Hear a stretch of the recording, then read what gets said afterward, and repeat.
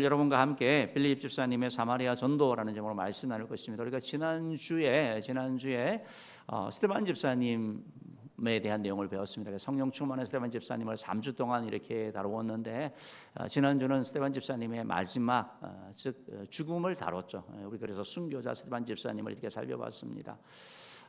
우리 스테반 집사님이 마지막 세상을 떠났던 것처럼 우리 모두도 마지막이 이렇게 오게 되는데, 스테반 집사님을 통해서 저는 좀 교훈을 받으면 참 좋겠다 생각을 했습니다. 그 마지막이 너무나 아름답고 또 귀하고 신앙적으로 기감이 되는 그런 모습들, 그래서 영적인 레거시, 유산도 이렇게 남기고 마지막에 보는 것이 하나님의 영광과 주님이다라고 하니까 그 마음에 얼마나 편함이 있고 기쁨이 있겠습니까? 그러면 우리의 마지막이 정말 보는 것이 정말 주님이 되기를 원하고 하나님의 영광이 되기를 바랍니다. 여러분, 스테반 집사님의 마지막에 한 말이 바로 기도의 말이었죠. 용서의 말이었죠. 여러분, 우리의 마지막 말이 후회되는 말, 타다는 그런 말이 아니고 용서하는 말, 정말 기도의 말이 될 때 우리는 아마 영적인 레거시를 남기게 될 것이고, 우리의 죽음을 목도하게 되고, 우리와 함께 살아가는 우리의 가족들, 또 우리 교회 성도님들이 저 집사님, 저 권사님, 저 장로님 이런 유산을 남겼지, 이런 영적인 레거시가 있었지 하면서 아마 그런 좋은 영적인 그런 전통이 개성될 것입니다. 바라기는 우리 모두가 정말 마지막이 정말 잠자는 것처럼 잠자는 데 되는 이런 해가 있기를 주님으로 축복합니다. 그래서 오늘은 바로 초대교회의 역사에 아주 중요한 순간이 기록되어져 있습니다. 지난 시간에 봤던 스테반 집사님의 순교 이후에 이제 교회에 아주 혹독한 그런 핍박이 시작되었습니다. 사울이라고 하는 존재가 등장했죠. 그리하여 교회를 잔멸했다라고 하고 집마다 다니면서 남녀를 끌어다가 옥에 넘겼다라고 말하는 것처럼 이제 이 복음 전하는 것 전에는 사도들만 괴롭혔는데 이제 집사에서 이제 모든 예수 믿는 자들에 대한 그런 핍박으로 퍼져나가게 되는 걸 보게 됩니다. 그런데 이런 핍박과 이걸 말미암아 어려움이 닥치는데, 우리가 생각할 때 이러면 사도 사울의 기대처럼 아니 교회를 이렇게 핍박하니까 교회가 없어져야 될 거고 무너져야 될 것 같잖아요. 그런데 놀랍게 오히려 교회가 더 성장하게 되고 복음이 더 전하여지는 것을 보게 되는 것이죠. 그리고 이 가운데 특별히 쓰임받은 인물이 바로 빌립 집사입니다. 그래서 오늘 여러분과 함께 빌립 집사님의 사마리아 전도라는 제목을 통해 가지고 또 우리에게 주시는 그런 교훈들을 이렇게 좀 살펴보기를 원합니다. 첫 번째로 전도는 전도하기 힘든 상황 가운데 이루어진 그런 전도라는 것입니다. 여러분, 이 빌립 집사님의 사마리아 전도는 힘든 가운데 이루어진 전도예요. 여러분, 우리가 주님께서 우리에게 당부하셨잖아요. 복음 전하라는 거. 그래서 여러분, 참된 교회, 어떻게 보면 신실한 복음 가운데 눈뜬 교회는 다 전도합니다. 그렇죠? 그래서 정상적인 교회가 전도 안 한다, 안 한다더러 전도하라고 말은 하죠. 그것이 바로 참된 교회의 그런 하나의 모습이죠. 살아있는 교회의 모습이죠.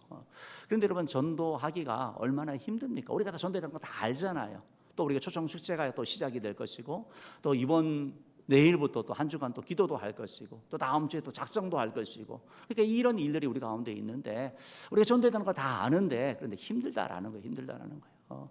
지금 상황은 너무 힘들어서 지금 상황은 좀 지나가면 좋겠다.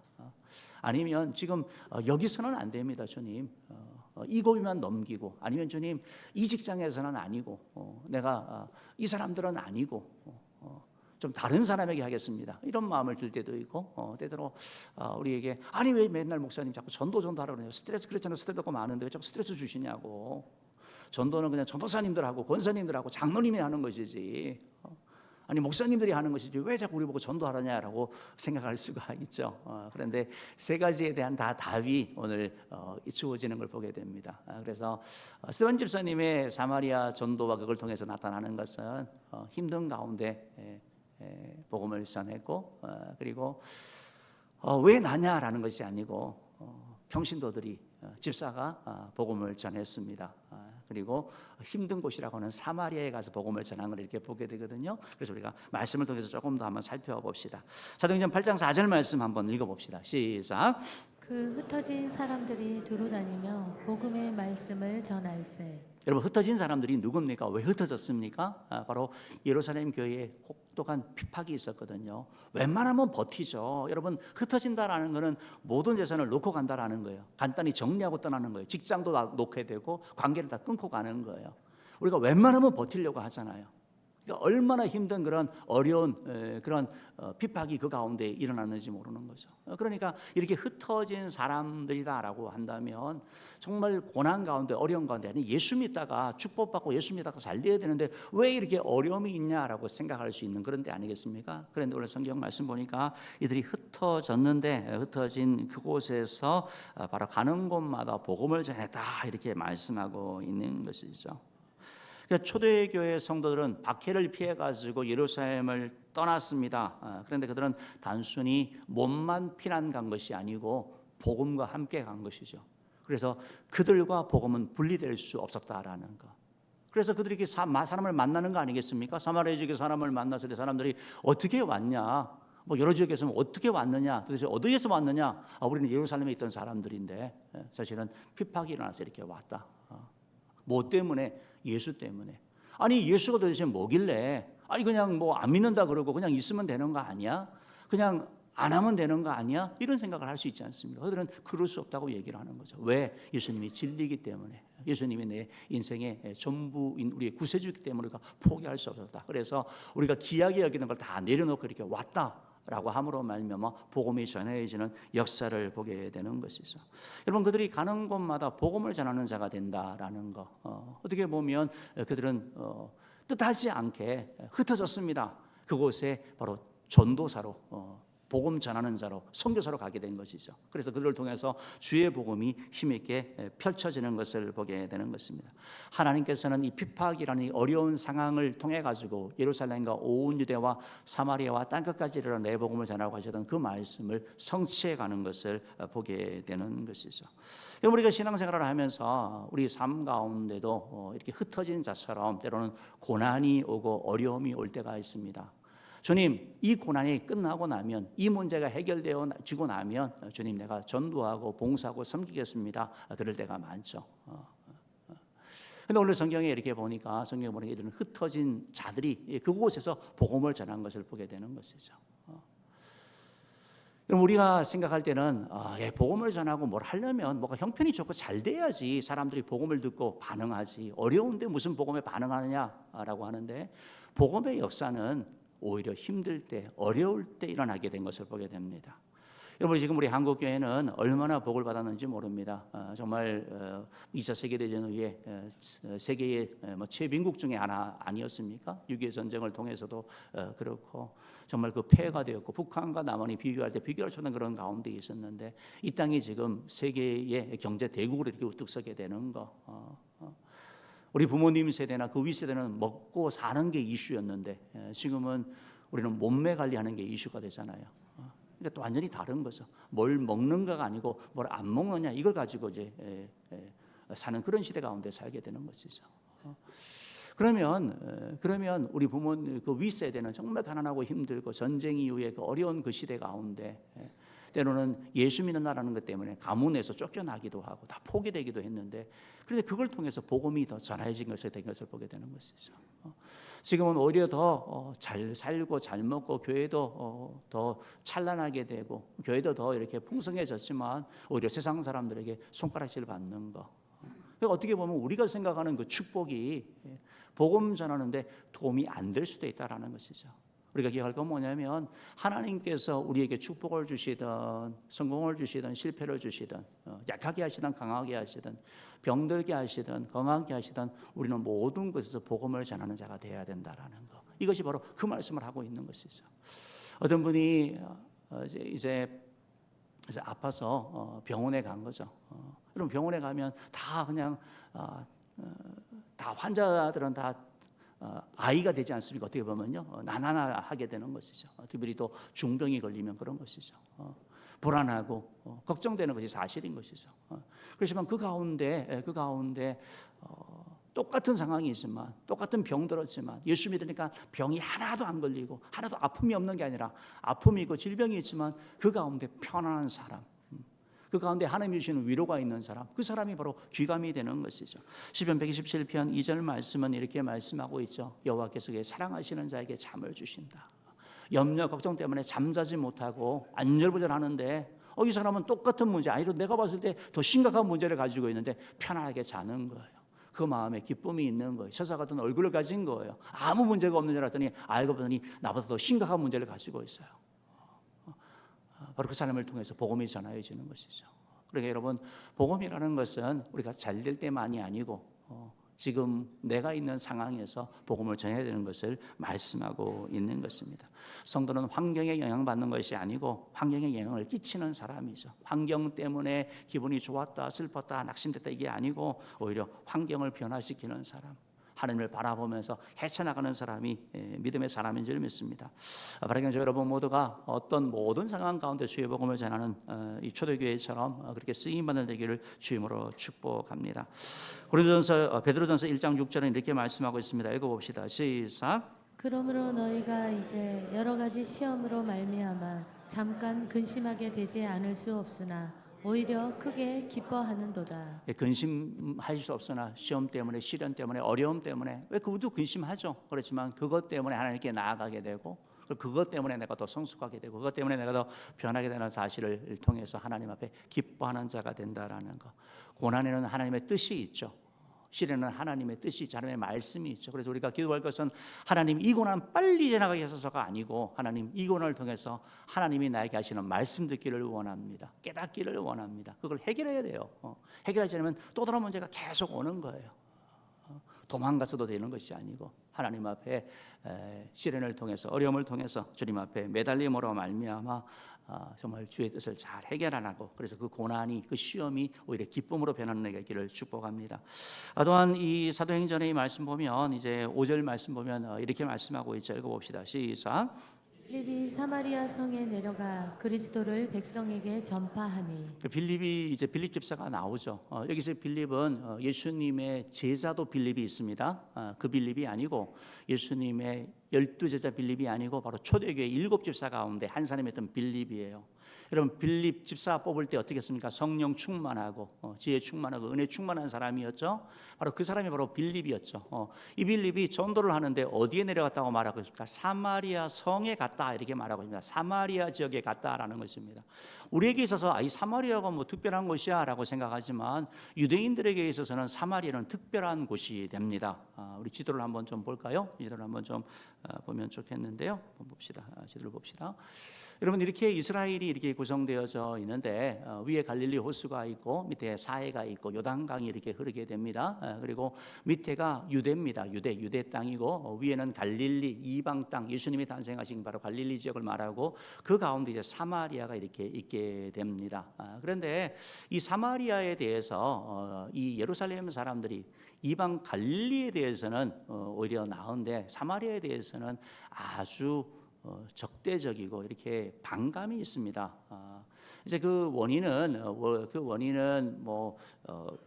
그 예루살렘 성전을 이렇게 건축할 때 그들이 반대하고 북이스라엘이 자기들의 그런 성전을 지은 그런 부분들도 있고 더 근본적인 것은 아수르에 의해서 722년에 북이스라엘이 멸망하게 되거든요.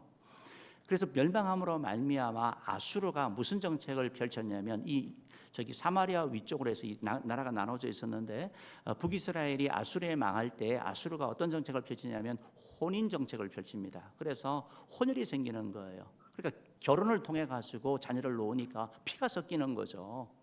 그러니까 이전까지는 우리는 아브라함의 자손이야, 아브라함의 후손이야라고 했는데 이제는 그렇게 하지 못하게 되는 거예요. 그 사건 이후에 이 사람들을 이제 이스라엘이라고 부르지 않고 사마리아인이라고 부르게 되거든요. 사마리아인. 그러니까 이 유대인들에 있어서는 이 사마리아인은 어떻게 보면 이렇게 민족의 피를 더럽힌 사람들. 그러니까 이제 좀 혐오의 대상, 미워하는 대상, 좀 가까이 가고 싶지 않은 그런 대상이었고, 그래서 이스라엘 사람들이 갈릴리로 갈 때는 사마리아 땅 통과하면 가깝잖아요. 사마리아로 가지 않습니다.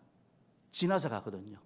먼 길이지만 돌아서 가는 것이 바로 유대인들, 그만큼 그런 존재들인 거예요. 그런데 지금 이 핍박을 통해 가지고 빌립 집사가 어디 갔습니까? 사마리아에 가서 복음을 전한다라는 거예요. 그러니까 힘든 곳에 가서 복음을 전한다. 여러분 이게 대단한 걸 말하고 있거든요. 우리가 생각하잖아요. 주님 이 지역은 안 됩니다. 아니면 이 사람은 안 됩니다. 근데 예수님께서 먼저 사마리아로 지나가셨죠.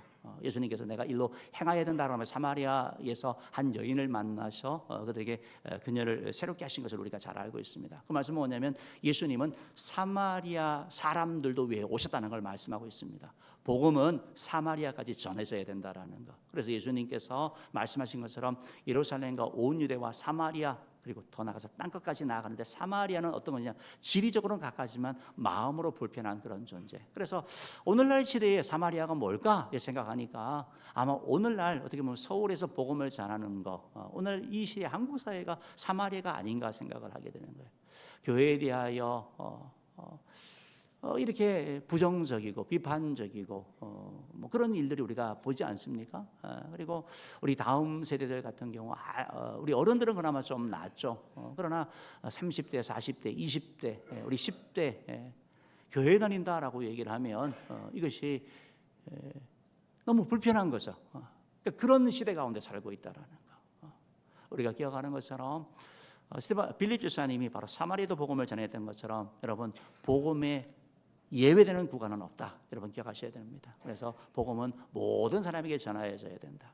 그래서 우리 개인적으로 좀 불편한 사람들, 때로는 힘든 계층에도 복음이 전하여지고 나아가야 된다라는 사실을 여러분 기억하시기를 바랍니다. 빌립 집사님이 그곳에 힘든 곳에 가서 복음을 전했더니 하나님께서 더 큰 은혜 주시는 걸 보게 되는 거예요. 이따가 나중에 보시겠지만 빌립이 전할 때 하나님께서 큰 은혜 주시는 것, 능력 더하게 하시는 것 우리가 보게 된다라는 것입니다. 그래서 우리의 복음은 예루살렘과 온 유대와 사마리아 땅끝까지 이르러 전하여야 된다. 그래서 우리로 만족하는 것이 아니라 점점 확장되어져야 되고 나에게 좀 불편한 그런 사마리아 같은 그런 존재, 그러한 지역에서도 우리가 복음을 전해야 된다는 사실을 여러분 기억하시길 바랍니다. 세 번째로 그러면 도대체 왜 내가 해야 되느냐라고 우리가 생각할 수 있는 거죠. 모든 사람이 복음을 전해야 된다라고 말씀하고 있습니다. 오늘 사도행전 8장 4절 5절 말씀 다시 한번 읽어볼까요? 읽어봅시다. 시작. 그 흩어진 사람들이 두루다니며 복음의 말씀을 전할세 빌립이 사마리아 성에 내려가 그리스도를 백성에게 전파하니. 여러분 여기서 흩어진 자와 빌립은 목사님인가요? 이들은 선교사님인가요? 이들은 평신도예요. 평신도. 사도는 예루살렘에 다 남아 있습니다. 그리고 빌립도 집사님이죠. 흩어졌습니다. 그들이 뭘 하고 있어요? 복음 전하고 있어요. 복음은 장로님만 전하는 게 아니고 권사님만 전하는 게 아니고 전사님만 하는 게 아니고 모든 사람이 행해야 된다. 예수님께서 마태복음 28장 19절 20절에서 우리에게 주신 가장 중요한 말씀이 있죠. 너희는 가서 모든 민족을 제자로 삼아 아버지 아들과 성령 이름으로 세례를 주고 내가 너에게 분부한 모든 것을 가르쳐 지키게 하라. 볼지어다 내가 세상 끝날까지 너희와 항상 함께 있으라 하는 말씀. 이 말씀이 예수님에게 제자들에게 주어지셨죠. 그런데 그 제자들은 그 제자들만 제한되는 것이 아니라 예수님을 믿고 따르는 제자와 같은 삶을 살아가는 우리 모두에게 주어진 말씀이고 제자가 되기 원하고 제자처럼 살아가기 원하는 우리 모두에게 주어진 말씀의 사실을 기억하시고 우리가 정말 나는 아니요가 아니고 하나님께서는 나를 통하여 내 주변 사람을 전도하기 원한다. 여러분 그것을 오이코스라고 말씀드렸죠. 하나님은 내 주변 사람들을 나를 통해서 복음 전하기 원한다 사실을 기억하시고 우리가 바로 내가 주님 복음 전하겠습니다. 내가 주님의 쓰임 받겠습니다라고 이렇게 나아가기를 축복합니다. 여러분 전도하기가 너무 힘든 상황에서 한 전도가 바로 사마리아 전도인데요. 제가 한 분을 좀 소개하려고 합니다. PPT 좀 보시면 좋겠는데요. 이분은 허드슨 테일러 선교사님입니다. 중국 선교사의 중국 선교의 아버지라고 불려지고 여러분 혹시 OMF라는 선교단체를 들으셨는지 모르겠지만 그 선교단체의 창시자죠. 그래서 이분은 영국 사람입니다. 백인이고 또 머리도 이렇게 금발이고 그런 존재죠. 이분이 가서 중국에 가서 복음을 전했습니다. 복음을 전하니까 사람들이 막 몰려오는 거죠. 몰려와서 이분이 하는 설교를 듣습니다. 예수님에 대한 얘기를 다 듣습니다. 듣고 나니까 한 사람이 남아서 질문이 있다라는 거예요. 다른 사람한테 갔는데 그걸 듣고 어떤 텔러 선교사님이 복음을 전했더니 이렇게 반응이 있구나 하고 너무 기뻐하면서 그 사람에게 다 보내고 나서 질문이 뭐냐 이렇게 물었더니 한 질문의 내용이 뭐냐면 저분은 이제 서양인이니까 옛날에 서양의 옷을 입었습니다. 그래서 양복 같은 걸 입었는데 여러분 양복에 되게 단추가 있잖아요. 그리고 뒤에도 옛날엔 단추가 있었거든요. 뒤에 있는 단추가 뭐냐고 그 단체가 뭐 하는 거냐 이 질문을 한 거예요. 그러니까 예수님에 대해서 묻든지 뭔가 할 줄 알았더니 자기 의상에 대해서 질문을 하는 거였죠. 그러고 나서 이제 이 선교사님이 내가 이렇게 해서는 안 되겠구나, 중국인으로 들어가야 되겠다라고 생각을 하고 이분이 하는 일이 뭐냐면, 여러분 변발이라고 아시죠? 변발, 옛날 청나라 시대에 다음 사진 보여주시면 머리를 자르고 길게 따내리는 걸 말하는 거예요. 중국 문화를 위해서 저기 들어갑니다. 그랬더니 가족과 주변 사람들이 제정신이 아니다라고 이렇게 비난하죠. 근데 복음을 전하기 위해서는 들어가겠다고 합니다. 또 복음을 전하는데 저렇게 따가지고 막 복음을 전하는데 사람들이 모여드는데 어느 날 보니까 이게 주목을 하는 거예요. 근데 이제 자기가 하는 말을 듣는 게 아니라 자기의 뒷머리를 쳐다보는 거예요. 왜냐하면 색깔이 달랐기 때문에. 그래서 저분이 검은색으로 염색을 합니다. 중국 옷을 입고 변발을 하고 중국 옷을 입고 머리에 염색을 하고 그러고 나서 복음을 전하거든요. 조승사님이 그런 말씀을 하셨어요. 내 목숨이 1000개가 있다 해도 모두 중국에 바치겠다. 그러고 나서 하실 다음 한 말이 뭐냐면 아니다. 중국이 아닌 예수 그리스도께 바치겠다. 주님이 당부하신 명령, 복음을 전하는 그 말씀, 상황이, 형편이 이거 안 된다라고 하는 것이 아니라 찾아가는 거. 여러분 어떻게 지금 초대교회가 이렇게 복음을 전할 수 있었을까요? 우리가 도대체 뭐가 다를까요? 특별한 존재로 만들어진 것이 아니고 성령 충만했다라는 거예요. 초대교회 전체가 성령 충만했고 빌립 교사님이 성령 충만했기 때문에 복음 전할 수 없는 이유 얼마나 많은지 모릅니다. 내가 지금 처지와 상황과 건강과 여건이, 기분이, 감정이, 가정이 그게 아니고 순종을 선택하는 것이죠. 하나님의 말씀에 순종을 선택할 때 하나님께서 일하시고 역사하셨다는 사실을 기억하시기 바랍니다. 우리 모두 성령 충만하여져서 하나님의 말씀, 복음 전하는 말씀이 아니라 사랑하는 말씀도 있고 용서하는 말씀도 있고 충성하는 말씀도 있고, 얼마나 말씀이 많이 있습니까? 할 수 있는 일들이 더 많지만 우리가 성령 충만할 때는 할 수 있는 길을 찾아갑니다.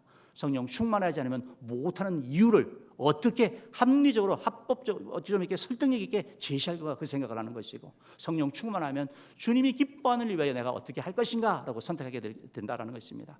바라긴 저희 모두가 성령 충만하여져서 주님의 말씀에 알아듣게 순종하는 되기를 주님으로 축복합니다.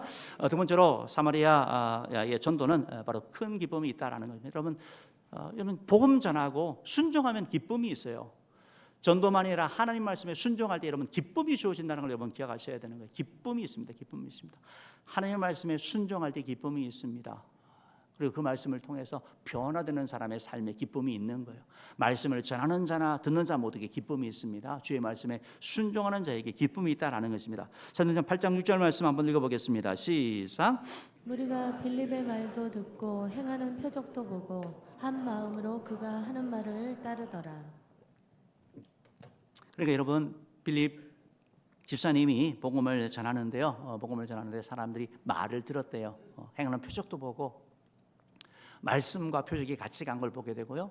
한 마음으로 그가 하는 말을 따랐다라고 말하면서 빌립 집사님의 말에 대하여 관심을 가진 걸 말합니다. 여러분 무슨 말을 했을까요? 여러분 사랑의 얘기를 했거든요. 사랑의 얘기. 하나님이 여러분을 사랑하신다고. 사랑의 얘기를 들으니까 기쁜 거예요. 아니 누가 나를 사랑할까? 나 같은 존재를 하나님이 사랑하신다라는 거예요. 하나님이 여러분 한 사람을 그냥 보낸 것이 아니라 목적을 가지고 이 땅에 보내셨다는 걸 말하고 있는 거예요. 이 땅을 살면서 인간으로서 크고 작은 문제가 있고 고민이 있고 염려가 있고 죄가 있는데 해결하지 못하는 문제가 있는데 그 문제를 해결할 수 있는 구원자를 보내주셨다. 돕기 위하여 메시아가 오셨는데 그분이 바로 예수님이다.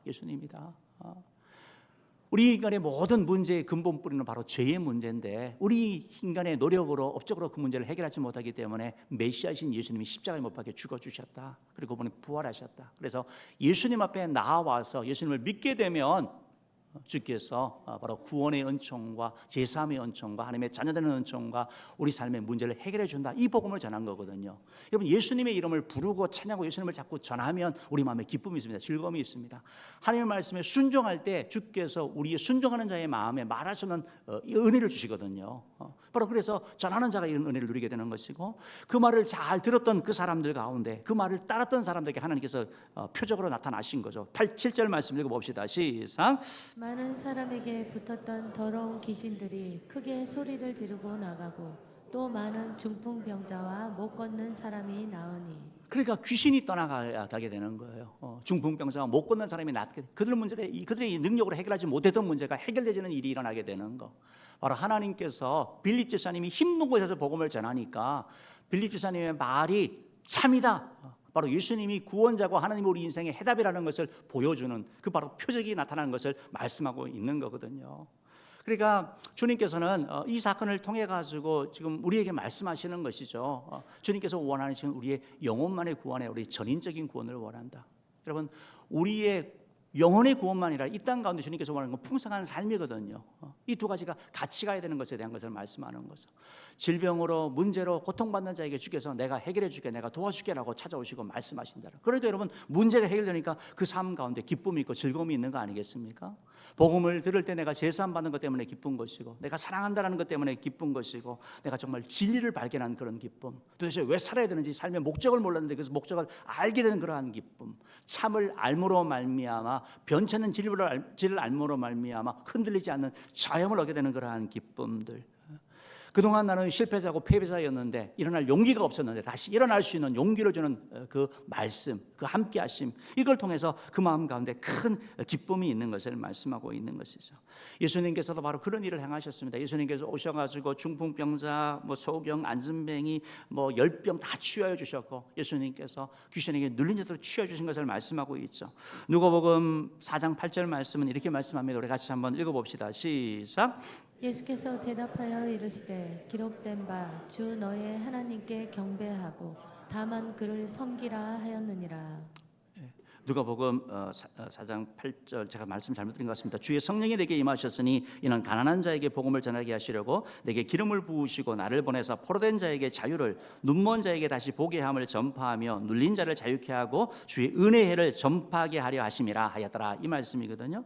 자유케 주시는 거, 자유케 주시는 거, 치유해 주시고 회복해 주시는 거. 그러니까 여러분, 당연히 기쁨이 있는 것이죠. 그런데 한번 다시 잘 생각해 봅시다. 이 일을 누가 했습니까? 빌립 집사님이 했습니다. 빌립 집사님의 능력으로 했습니까? 아닙니다. 빌립 집사님 한 일이 뭐죠? 복음을 전한 거예요.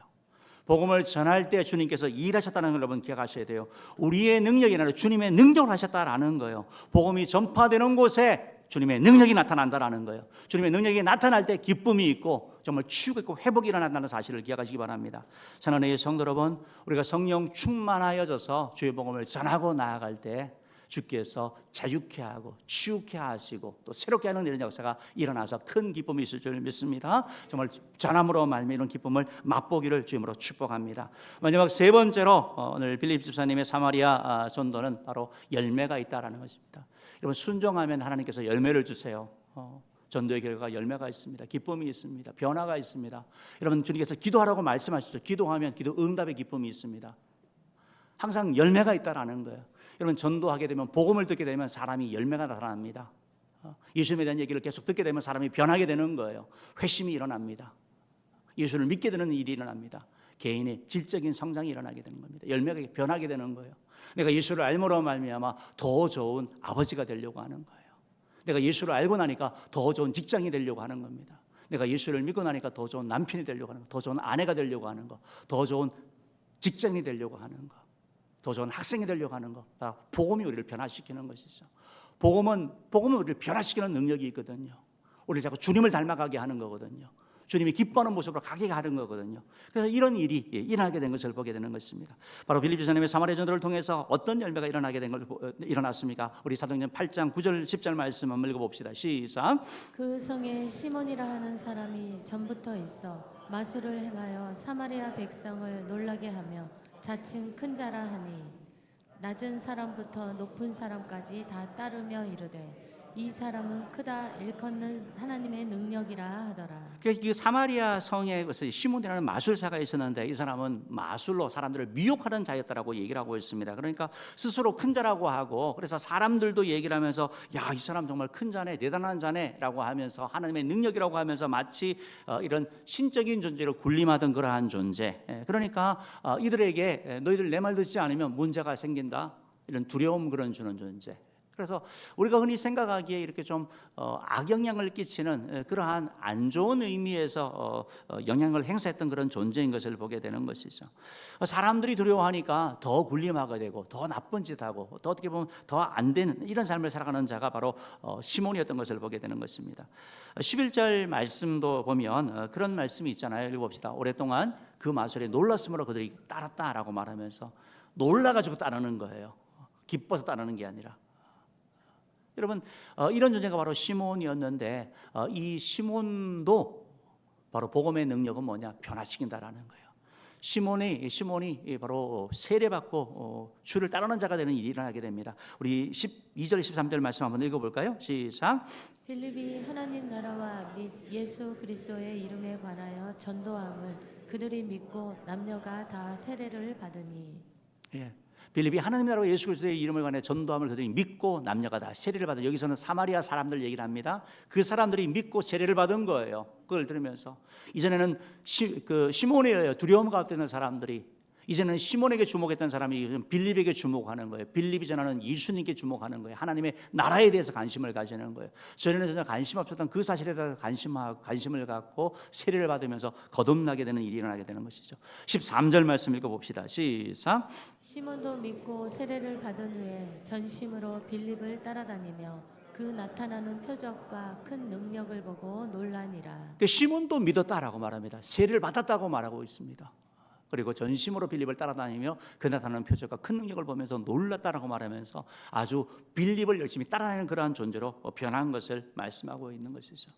물론 이제 여러분과 계속 이제 사도행전을 읽어 나가면서 이 시몬이 어떻게 책망받는 그런 내용도 있을 것이고 또 잘못된 그런 내용도 있지만 지금 여기서 봤을 때는 그 어떻게 보면 사람들의 마음을 뺏고 사람들에게 어떤 군림하던 그가 자기의 안달을 위해서 살아갔던 그가 바로 복음을 듣고 복음에 반응하고 회심한 것을 우리에게 말씀하고 있다는 것이죠. 여러분, 복음은 항상 열매가 있습니다. 전도에는 열매가 있는 거예요. 복음은 사람을 변화시킵니다. 새롭게 합니다. 시몬이 변했던 것처럼 저 사람은 도저히 안 될 것 같던 그 사람도 복음 앞에 오면 변한다는 거. 그래서 복음이 능력입니다.